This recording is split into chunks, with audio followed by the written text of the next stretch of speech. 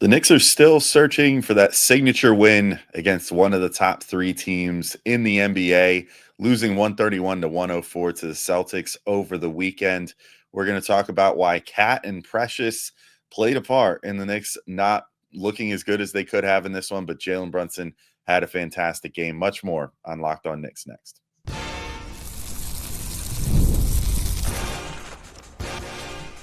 You are Locked On Knicks, your daily New York Knicks podcast, part of the Locked On Podcast Network. Your team every day. All right, welcome in to Locked On Knicks. I'm Alex Wolfe. I'm editor-in-chief of Knicks site The Strickland, which you can find at thestrict.land. And he's Gavin Schall, your favorite play-by-play broadcaster, and the Saturday host of the Locked On NBA podcast. And we want to thank you guys for making Locked On Knicks your first listen today and every day, whether you're checking us out on your favorite podcast platform or taking in the sights and sounds on YouTube. We appreciate you making us part of your daily routine. Make sure you hit the auto download function on your favorite podcast app or the notification bell on YouTube so you never miss an episode. On today's show, we're going to talk about the Knicks 131 to 104 loss to the Celtics and why there's still a lot to be concerned about after the Celtics did basically the same thing to the Knicks in this game that they did in the first game of the season. We'll talk about some issues with Cat and with Precious on both ends of the ball that made things more difficult for the Knicks. Maybe talk about why the Knicks were missing OG Anunoby in this one. And then talk about some solutions that the Knicks could come up with the next time they face Boston, which is not that far off.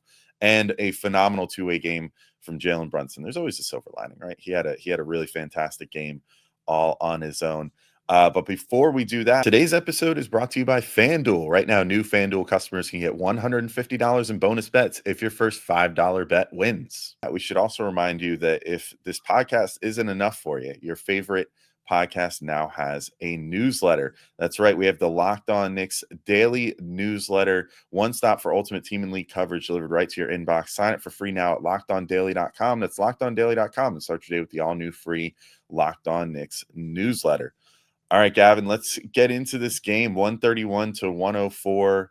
Celtics beat the Knicks Saturday night primetime fight. And if it was a Saturday night primetime fight, I'd wonder if the fix was in or something. It looked pretty rough.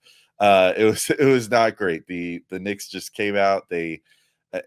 Perimeter defense was not looking fantastic, but more importantly, the paint defense just really was lacking, which led to a huge disparity in points in the paint. I think it was 24 to 12 in the first half, which pretty much underscored the overall deficit for the Knicks. And they clawed back in the third. Then Jason Tatum just kicked it into another gear. And even though Mikal Bridges was playing fairly good defense on him, he just went absolutely bonkers in the third quarter to the tune of 19 points, which was his best single quarter score of the season so far.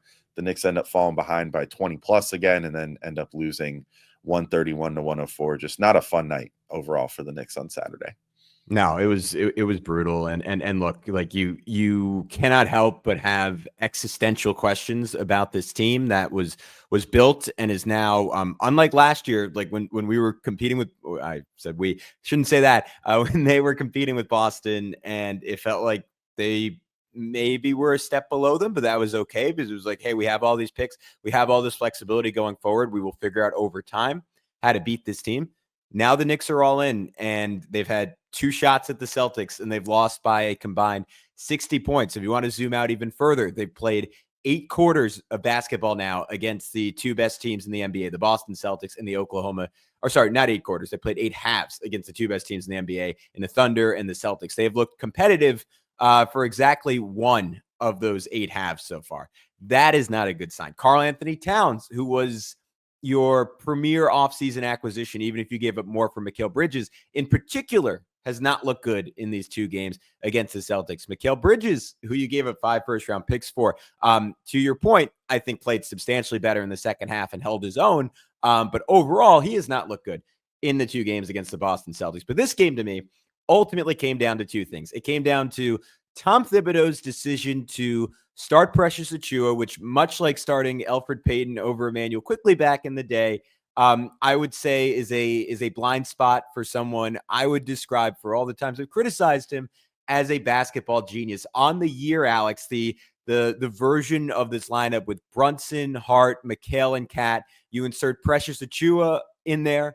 They are not bad, according to Clean the Glass. They have a plus 3.1 net rating. Some of that is some hot shooting. Some of that is some minutes against bad defenses. With Deuce McBride in that lineup, though, smaller sample size, but still decent, they have a plus 20 net rating. And I don't want to frame it as this incredibly easy decision that Tibbs just bungled, right? Like it's the challenge against the Celtics because it means you're putting Deuce McBride on one of Jalen Brown or Jason Tatum, which is a mismatch. But I think it is very obviously the lesser of two evils when you watch the first half and you see Josh Hart and Mikal Bridges start 1 for 11 and finish the first half 4 for 18. Because every time they got to the rim and had what would, in a typical Knicks starting lineup with OG Anunoby in there or with Deuce McBride in there be a layup, it was Luke Kornet just camping out of the basket, not guarding Precious Achiuwa, and swatting them because Boston was essentially playing 5-on-4. So that killed the Knicks, and I'll let you dive into whichever one of these two you want to. Karl-Anthony Towns on the other end of the floor killed the Knicks because every time Jason Tatum ran a pick and roll, if Towns was in a drop, it was a 3. If Towns tried to get to the level, he mostly wasn't. If he tried to get to the level, it was a crossover. Tatum was going downhill. He was dunking the basketball. So the Knicks just had no answers on either end because of their two bigs. Yeah, I'll get into Cat first because I think, that was the first obviously bad thing. I mean, the game literally started with a Jason Tatum uninterrupted dunk into the, as he went straight to the hoop. And he found a number of those throughout this game. I felt like the Knicks were without their rim protection entirely in this game. And, maybe that gets solved with an OG Anunoby. Like, I really thought that had OG been healthy for this game, I think he would have drawn the Tatum assignment for the whole game. I think this was tough for Mikal Bridges to be on him. I think that he just got overpowered a lot. But not only that, but he got like out first stepped a lot, which was maybe the more concerning part of it all. But, then to not have any safety valve in the back where you can say, okay, well, at least so-and-so is there to, contest. And it should have been Cat. And Cat largely has been doing better with that lately. Boston was trying to draw him out, and obviously Luke Kornet can shoot a bit, which helps, and provide we used to talk about this back when Kornet was on the Knicks and was a younger man and a less talented NBA player, but like he gives you a bit of what Porzingis gives you, so you could play sort of the same way. Like he still can stretch the floor and he can still be imposing around the rim, just obviously in a much less compelling way on the aggregate than Porzingis, but he provides a bit of an imitation. But even with that said, I mean, I think that Cat, when he was put in opportunities where he was close enough around the hoop, just was not getting good contests up, was playing hands down defense. I mean, it's just not what you need to see out of him. And then on top of it, was kind of like pretty disappointing on the offensive end too. I don't know how he wasn't asserting himself more. Like if you're going to get kind of punked on one end, on the defensive end, you would hope that he would at least be taking it personal and going at them on the other end. And yet 3 of 8 overall, he did shoot 2 of 2 from 3, which is great. And, maybe they should have looked for that more, but only 9 points, 9 boards for a guy who has consistently been putting up 20-20 games lately. He kind of wilted in this one. And, he was in a little bit of foul trouble, like had 4 fouls in 27 minutes or 27 and a half minutes, which is, a little more than what you want to see, but not completely out of the ordinary for him. I mean, he's played through that amount of fouls and whatever before. But yeah, you would have just hoped that he could have been a little better on both ends, especially, I mean, giving up like 7 of 7 shooting to Kornet, even though he didn't take a 3, so you're just allowing him to finish on the inside that way. It's not great. It was probably one of the worst Cat games of the season so far. Hopefully one that he learns from. But I think this also kind of they're not a cure-all potion, but I could have seen a world where having a Mitchell Robinson and or OG Anunoby in this game would help a decent amount, but that's still no excuse. I mean, it's not like the Celtics were at full strength either, missing Drew Holiday and Kristaps Porzingis. And, it doesn't really make up for the fact that you were allowing guys like Kornet and I'm going to butcher his first name because I've never actually said it, but Neemias Keita, like just letting them just go wild on you like that, it was not a good look.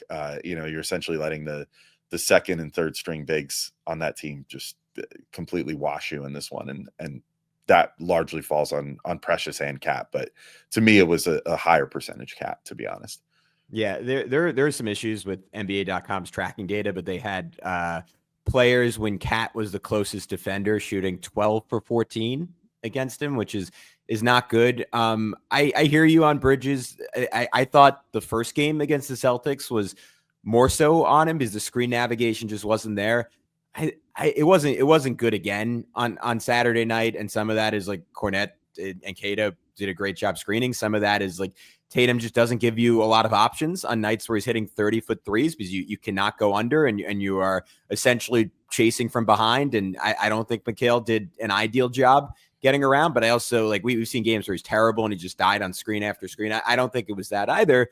I think it was mostly Cat, and like somehow we are 50 plus games into the season now for the Knicks, and it feels like he still doesn't know what he's doing on a night-to-night basis in pick and roll. Like there were just so many times he was caught between a blitz, between like dropping and like when there's indecision against a top 5 player in the world in Jason Tatum, you're going to get torched. And give Tatum credit, like twice now against the Knicks. Like he has made them pay for every single mistake, but Cat makes it easy on him because the guy is he's never in a stance. And it's hard to tell if he's hurt right now because we've seen times where Cat has moved better. Like I look back to that first half of the first game against the Thunder, and I know that's a small sample size, but like Cat was fantastic helping out on Shai Gilgeous-Alexander. He's been really good just like flat out switching on guys this year. I would rather the Knicks incorporate a little bit more of that, but beyond the thumb injury, like I'm wondering if the knee's bothering him.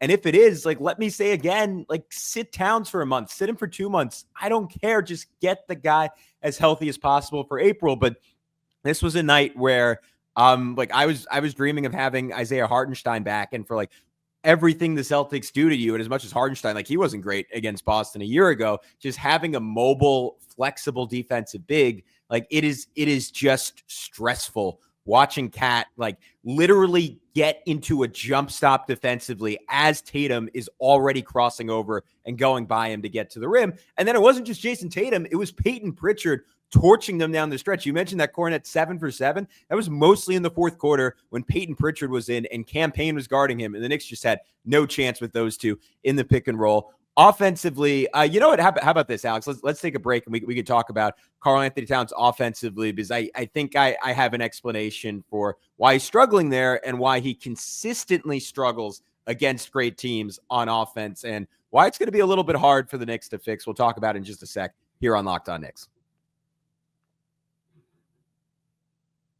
But first, we got to let you know about our friends over at Skims. And when I found Skims was making underwear for men, I was intrigued. I've heard so much about their quality from friends and family, so I had to give it a try. And let me tell you, it lives up to the hype. I've always had issues with underwear fit, comfort, or just finding the right style for me. And Skims changed all that. Their men's line offers something for everyone, from boxer briefs to classic briefs, all designed with the perfect balance of comfort and style. I tried the Skims 3-inch stretch boxer brief, and let me tell you, I like these underwear. I really like them a lot. It's actually kind of changed my mind about what my preferred cut of boxer brief is. I used to always be a 5-inch guy, 5-inch boxer brief inseam, and now I've switched to the 3. I figured they would be riding up more or whatever, but the Skims, they never ride up. Gives me a little more freedom of movement, not having that extra fabric there. I find them to be super, super comfy. I'm a convert. I'm a 3-inch stretch boxer brief guy instead of a 5-inch at this point. But whether I'm working out or just running errands, whatever the case may be, they're never bunching up. They're never getting in my way. Basically, I never think about them, which is the number one thing you can ask from an underwear, that you're not actively aware of what underwear you're wearing. So shop Skims Men at skims.com and at Skims stores, and let them know we sent you. After you place your order, select podcast in the survey and select our show in the drop-down menu that follows. And of course, if you want to go to a store, check out their Fifth Avenue flagship location you can see there. But if you're looking for the perfect gift for your Valentine or for yourself, Skims just launched their best Valentine shop ever, available in sizes for women, men, kids, and even pets. Again, that's skims.com. All right, Gavin, we're back in, continuing to talk through this tough loss, 131-104, Celtics over the Knicks. And I'll toss it right back to you for the explanation on Cat, because I'm eagerly awaiting now too. What do you think the issue is with Cat on offense after this game, and what do you think he could fix going forward?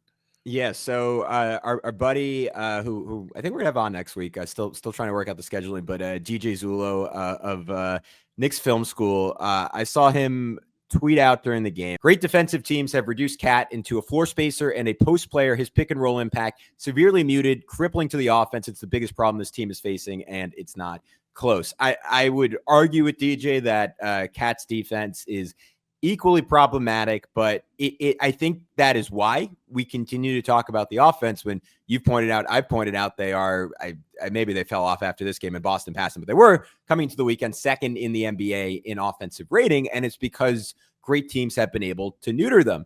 And I do agree with DJ that the reason they're able to neuter them is because Karl-Anthony Towns has not really been Karl-Anthony Towns when they played the Cavs, when they played the Celtics, when they played the Thunder. And the reason that happens is because those teams are able to put a really big athletic wing on Jalen Brunson, whether it's Jalen Williams for Oklahoma City or one of Jason Tatum, or on Saturday it was Jaylen Brown for the Boston Celtics, and then just switch on to Karl-Anthony Towns, which you would say, okay, fine. Those guys are good wings. They're strong. They should not be able to guard Karl-Anthony Towns posting up. Well, here's what happens.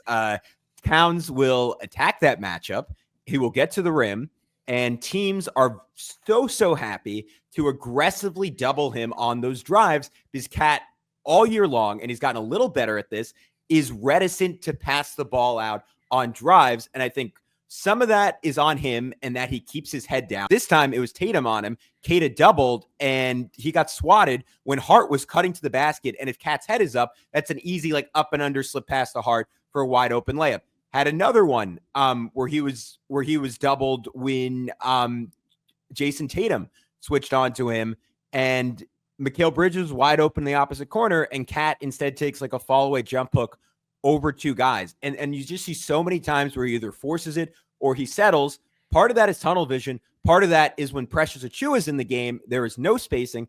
Part of it is even when Precious Achiuwa is not in the game, great teams have consistently not feared the Knicks shooters. They say, hey, Deuce McBride, you want to take an open three? Go ahead. Mikal Bridges, you want to take an open three? OG Anunoby, Josh Hart, anyone but Jalen Brunson when Cat is driving is just a non-issue for teams. And I think that's where the Knicks desperately missed Dante DiVincenzo, who got threes up in volume, got them up quickly, and got them up with some of the best accuracy in the NBA. And the Knicks still have good shooters. They don't have great shooters. When you go against a great offense, they're just going to say that the math is going to work out, and you want to keep kicking it out. We don't think you're going to make enough to kill us. And partially because Cat doesn't make the pass a lot of times, the Knicks haven't killed teams all year. So I think it's multifaceted, but that is my working theory on what's going on here. Yeah, I'm with you. I mean, I think the doubling was definitely something that stood out to me as well, that, they were hitting him so aggressively with those and with way more frequency, I think, than most teams do. I mean, and I think it, in large part, it's sort of a chicken or the egg thing, right? With is it because, is he being so affected by the doubles just because he's not good at getting out of those situations, or are they able to so aggressively go after him with those doubles because Precious is starting next to him? Yeah. And it's kind of a little bit of column A, a little bit of column B. It's just by having Precious out there, it allows teams, specifically like the Celtics, to embrace the best possible defensive strategy because they know that the Knicks don't have someone in the corner to punish them. And that's kind of that OG factor too. I do think, I will say, I don't think that teams have been certainly disrespecting OG or Mikal from the corners this year. I think that's the one place where they do sort of fear the Knicks and what they can offer. And I think that's why we see, Cat usually gets that. I mean, this game was all about extra half seconds. I think if Cat's able to have an extra half second without that defender feeling comfortable getting to him on the double, then, he either gets that opportunity to lace it around that defender to, an OG Anunoby or a Mikal Bridges in that corner, or the extra half second to just finish his play and just go up for a layup. Because, like, to his credit, if he's not met with force by two people at the rim, he is often able to just like really quickly get his attempt off when he's on a drive. Like, he gets in there, we certainly see all the time, he goes in at such full speed that he flings himself out of bounds, and falls over the cameramen and whatever out there, like trying to get all the way to the hoop with gusto to, draw a foul, whatever the case may be. He's just constantly like throwing himself around at full speed out there.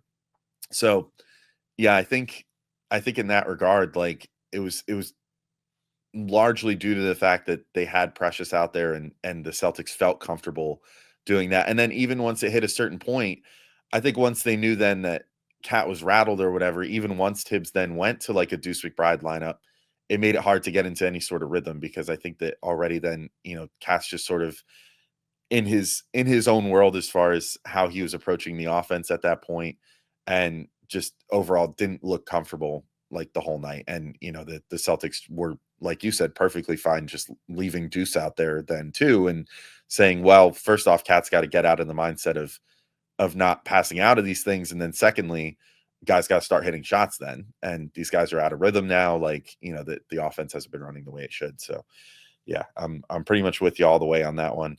But I do feel like we should probably talk a little bit about Jalen Brunson, maybe get into some of the good stuff, maybe close on that note. I think that he had as good of a game as you could have possibly expected, considering all the other things that were going against the Knicks in this one and how well the Celtics were playing. Jalen Brunson, like, single-handedly brought them back into this game. So we want to talk about that in just a moment when we get back in to Locked On Knicks. But first, we want to tell you about our good friends over at FanDuel. When the game tips off, the NBA action is just getting started. And there's no better place to get it on than FanDuel, America's #1 sportsbook. With FanDuel, you can place live bets throughout the game. So even if you miss the opening tip-off or want to bet on a fourth quarter comeback, you can stay in the action. And if you're looking for a bigger payout, you can even combine your live bets into a same-game parlay. I love using FanDuel's live betting feature because it keeps every moment of the game exciting. I was getting super into it during the Super Bowl last night. Whether I'm backing my team for a late game rally or picking a player to hit a clutch for three, I never feel like I missed my chance. Plus, the app is easy to use, and when you win, you get paid instantly. If you want to go more long-term, the Knicks title odds are down, understandably, after that Celtics game's plus 1,300. So maybe, as Alex always puts it, buy the dip there. Right now, New customers can get $150 in bonus bets if your first $5 bet wins. Just visit FanDuel.com to join today. That's FanDuel.com for your shot at $150 in bonus bets. Make every moment more with FanDuel, the official sports betting partner of the NBA.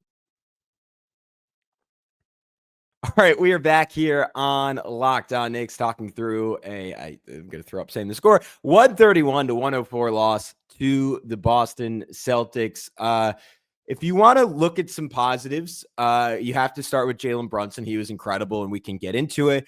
I will also say, in terms of big picture stuff, and I think we're considering doing an episode tonight, expanding on this. One, Tatum was amazing. Derek White during that third quarter run was pretty amazing. Peyton Pritchard couldn't miss a shot, which, to be fair, is pretty typical for him all season.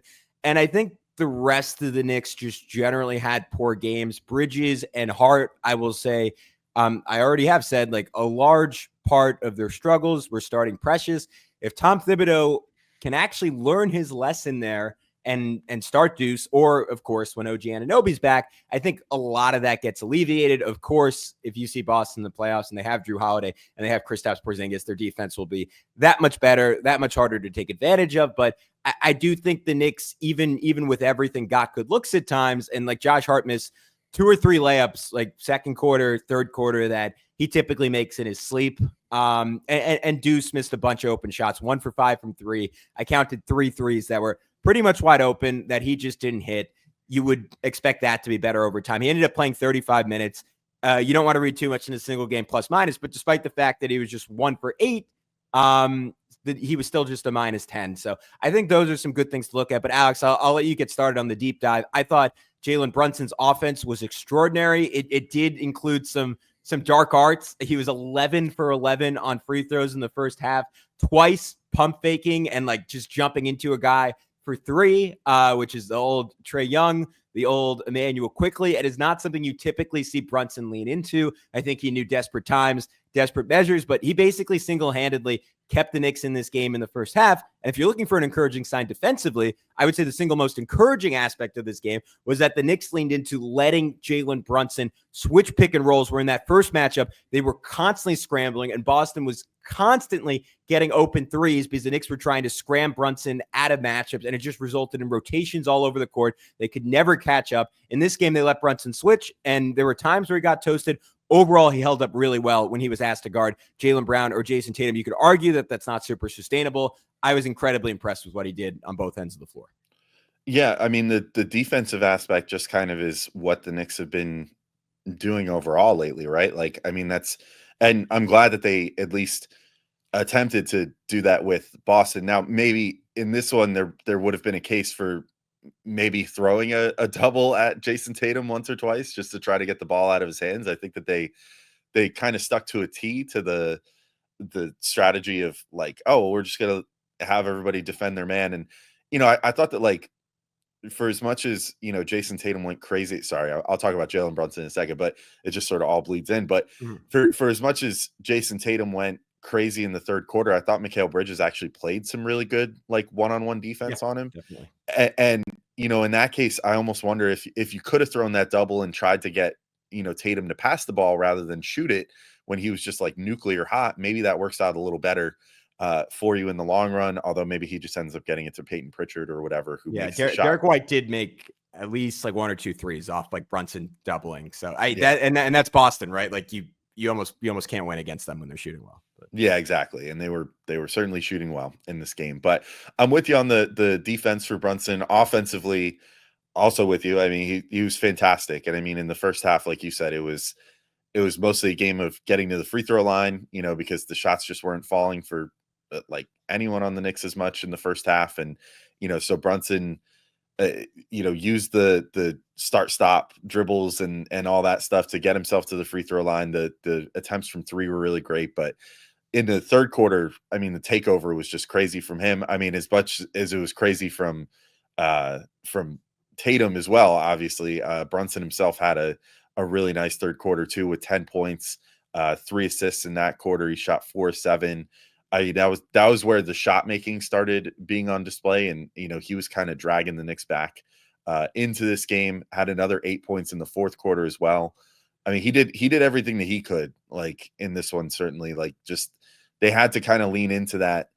It's funny, we were just talking about it with Bailey last week, but the Brunson pure ISO game offense, which is maybe not ideally what you want to see out of the Knicks on a day-to-day basis, but sometimes it's just what you need. And that's what they were able to make work in this game in the third quarter, and got it within, I think the closest they got was 3. Yeah. And then Tatum just kind of went bonkers, and the Knicks just couldn't make a shot for a little bit. And, you have to kind of find ways against these better teams to do something other than just have Jalen Brunson ISO as well, because he's only human. Like, there's only so many possessions where he can run it over and over and over again before the wheels are going to come off a little bit, and you're going to need a backup plan to maybe just get him into a spot up opportunity or something, which again was something we were talking about with Bailey last week. So if you haven't listened to those episodes yet, check out our 2 episodes with Bailey Lau from over the weekend. But I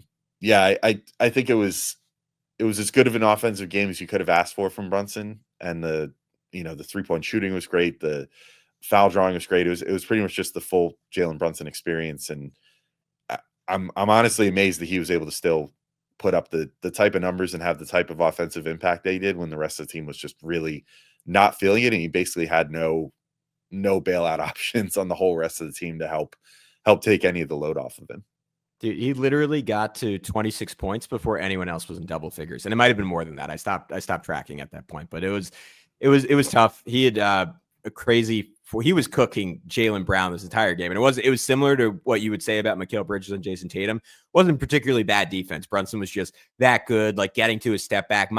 Maybe my favorite play, like the Knicks just started running a bunch of I guess it was horns. It was like stagger screens for him in the third quarter, and he got a 3 off on Brown. So then the next play, they actually doubled him once, and he just threaded the needle. Like, they gave a little up fake. Brown bit on it, bounce pass between like 3 defenders to Josh Hart, cutting for a layup. Just like he was brilliant. He was totally on his game, and ideally, to your point, they wouldn't totally lean into that, but part of it was just how Boston played him. Like, Boston, and I think this is really smart, and Boston is good enough to do this. They were saying, we don't have to double you. Like go get yours. We're going to ensure that no one else does anything, and that's a winning formula. I think going forward, the two things the Knicks need is one.